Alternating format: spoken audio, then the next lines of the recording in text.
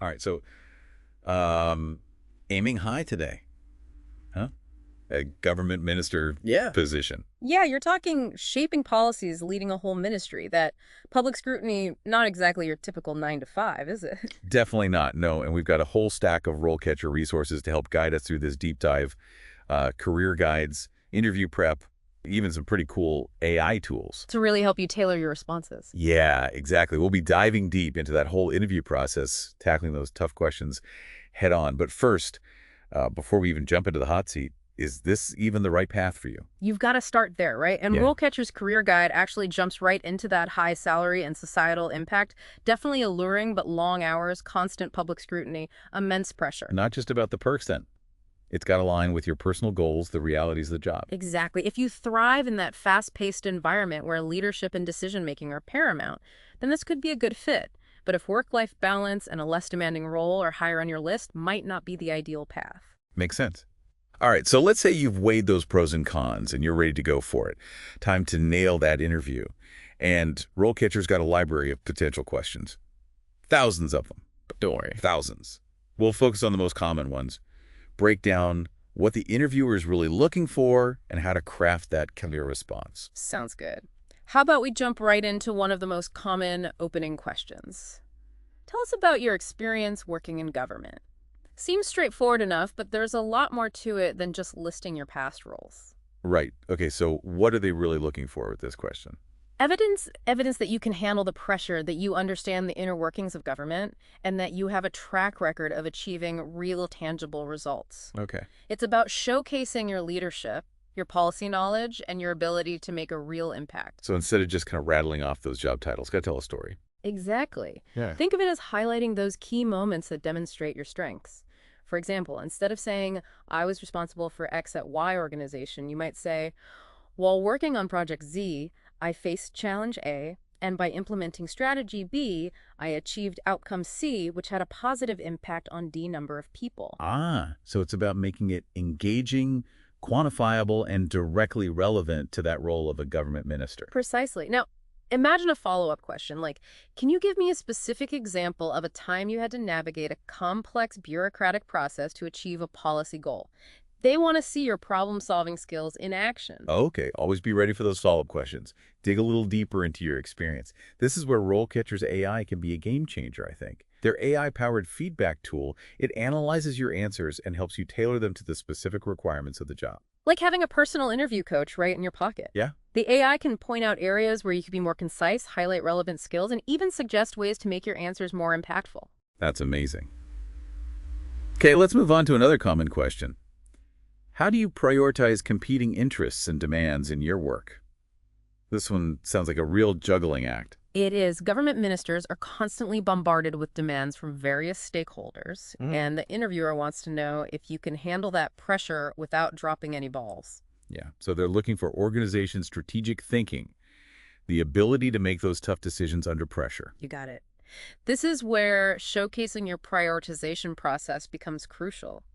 Do you assess urgency? Consider resource allocation? Do you get input from key stakeholders before making a decision? So it's about having a system being adaptable, demonstrating that you can make those tough calls when needed. Now imagine they follow up with, can you tell me about a time you had to make a difficult decision with limited information and time? How did you approach that situation? Okay, so they're really pushing you to show how you handle those high-stakes scenarios. Yeah. And this is where being prepared with specific examples is key. Think back to your own experiences and have those stories ready to go. The more concrete and detailed you are, the more convincing your answer will be. This is great. I'm starting to get a real feel for what they're looking for in these interviews. Okay, let's tackle another big one.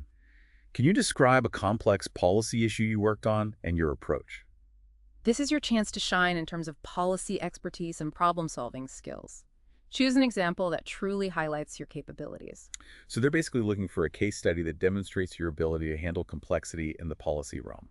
Precisely. Describe the challenges your research process, how you engaged stakeholders, and ideally highlight a unique solution you developed. Remember, you're not just relaying information, you're telling a story that showcases your analytical skills, your creativity, and your ability to navigate complex issues. And this is also where your passion for policy can really shine through. It's about conveying that genuine interest in making a difference. Absolutely. Don't be surprised if they follow up with something like, what were the biggest challenges you faced in implementing that policy, and how did you overcome them? They're looking for resilience, resourcefulness, and a commitment to seeing things through. Okay, I'm getting the sense that these interviews are less about right or wrong answers and more about demonstrating your thought process and how you approach challenges. Exactly. It's about showing them how you think, how you make decisions, and how you handle the pressures of this demanding role. This is incredibly helpful. Okay, before we move on to more of these thought-provoking questions, let's take a quick pause and dive into some more of RoleCatcher's insights. We'll be right back to continue our deep dive into acing that government minister interview. All right, welcome back. Let's jump into another question that often pops up in these government minister interviews. How do you ensure that your decisions are transparent and accountable?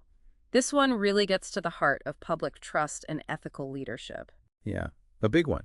It's not just about making those decisions. It's about showing your commitment to good governance, openness, even when things get a little tough. You've got it. They're looking for more than just words here. They want to see a genuine commitment to transparency, that you really understand the importance of accountability in public service. So how do you convince them that you're that kind of leader, the one who really values transparency? Be prepared to articulate your decision-making process very clearly. How do you gather information? Do you consult with stakeholders, experts? How do you communicate those decisions to the public? Make sure your reasoning is clear. Emphasize that openness, honesty, and a willingness to take responsibility for your actions. It sounds like it's about showing them you have a system in place that you value that input from others and that you're not afraid to stand behind your choices. Exactly. Now imagine they follow up with, can you describe a time when you had to make a decision that wasn't popular but was necessary for the greater good? How did you handle that? Ooh, that's a tough one. It's about having the courage to make those difficult decisions and then being able to communicate your reasoning effectively to those who might not agree with you. Yeah. This is where your leadership skills and your communication skills really come together. You need to articulate your vision, build consensus where possible, stand firm when necessary, all while maintaining that commitment to transparency and accountability. Okay, so it's about balancing decisiveness with diplomacy and always keeping that public interest front and center. This is where RoleCatcher's AI feedback tool can be incredibly valuable. It can analyze your answers and suggest ways to refine your communication style to be more persuasive and impactful. Absolutely. That AI feedback can be so valuable for fine-tuning those responses, ensuring you're conveying your message with clarity and conviction. All right, let's move on to another question that kind of taps into the complexities of this role. How do you manage stakeholder relationships and navigate those political dynamics? Sounds like it requires a pretty delicate balance of diplomacy and political savvy. It does. A government minister operates in a highly charged environment. You need to build relationships, negotiate effectively, and find common ground among all those diverse and often competing interests. So how do you convince them that you can handle that delicate dance? This is where your experience comes in your understanding of that political landscape. Be prepared to discuss how you identify those key stakeholders, how you listen to concerns, how you build trust, and find ways to bridge those divides. It's about showing them you're a skilled communicator, a relationship builder, someone who can navigate those complexities of the political arena without losing sight of your goals. Imagine a follow-up question like, describe a situation where you had to negotiate with a stakeholder who had a very different viewpoint. How did you approach that conversation and what was the outcome? That's a great example. It's about demonstrating your ability to engage in that respectful dialogue, find that common ground, and ultimately reach a resolution that benefits everyone involved. Exactly. And remember, in these interviews, they're not just looking for someone who can talk the talk. They're looking for someone who can walk the walk. So it's about backing up your claims with those real-world examples, showing them that you've got the experience and the skills to really thrive in this challenging role. Now let's shift gears a bit and dive into some scenarios that you might actually encounter in a government minister interview.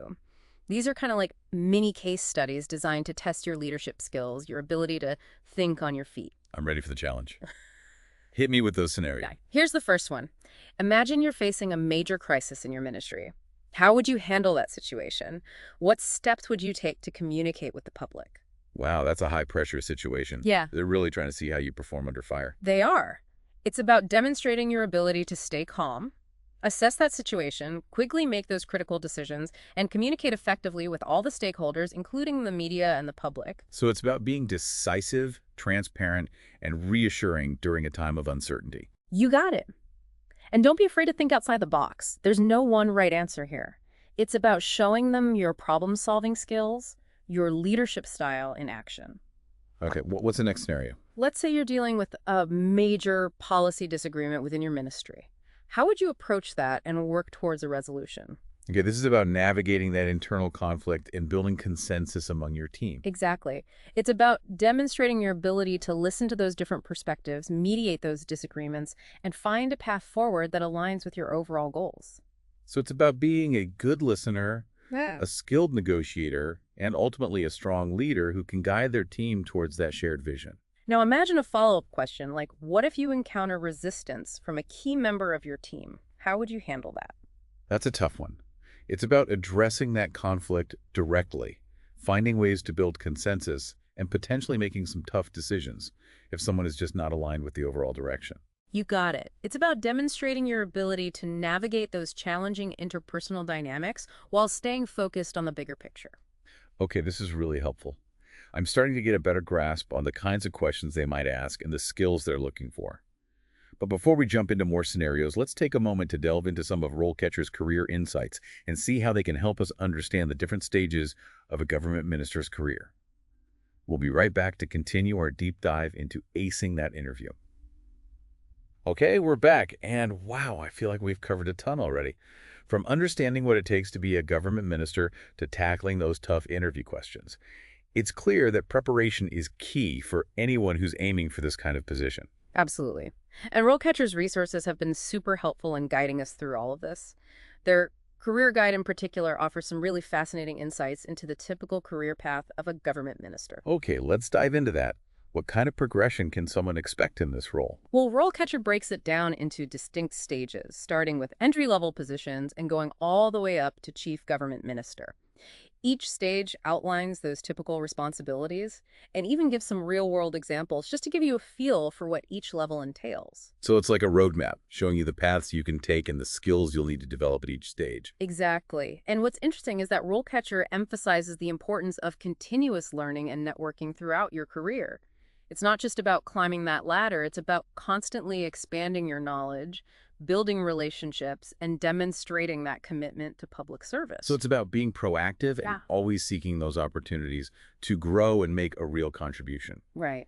And speaking of growth, RoleCatcher's AI tools can be incredibly helpful in identifying any potential skill gaps and suggesting ways to boost your qualifications. You mean their career compass tool? Yeah. I've heard that one's a real game changer for career planning.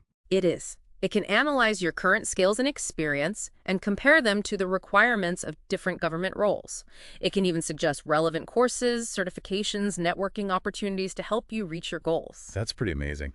It's like having a personalized career advisor right there in your pocket. It is. It highlights that a career in government is a journey, not just a destination.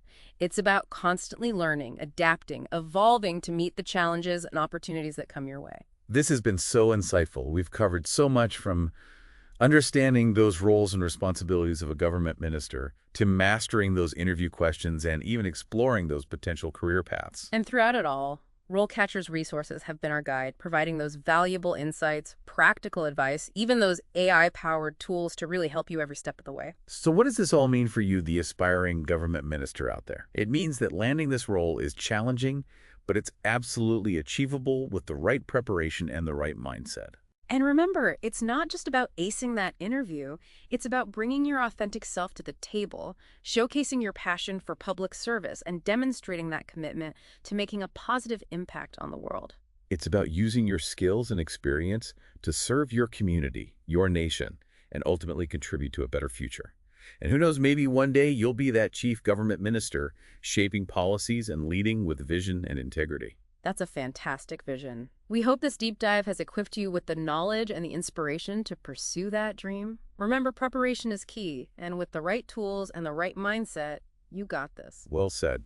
Good luck on your journey. And remember, the world needs passionate and dedicated leaders just like you.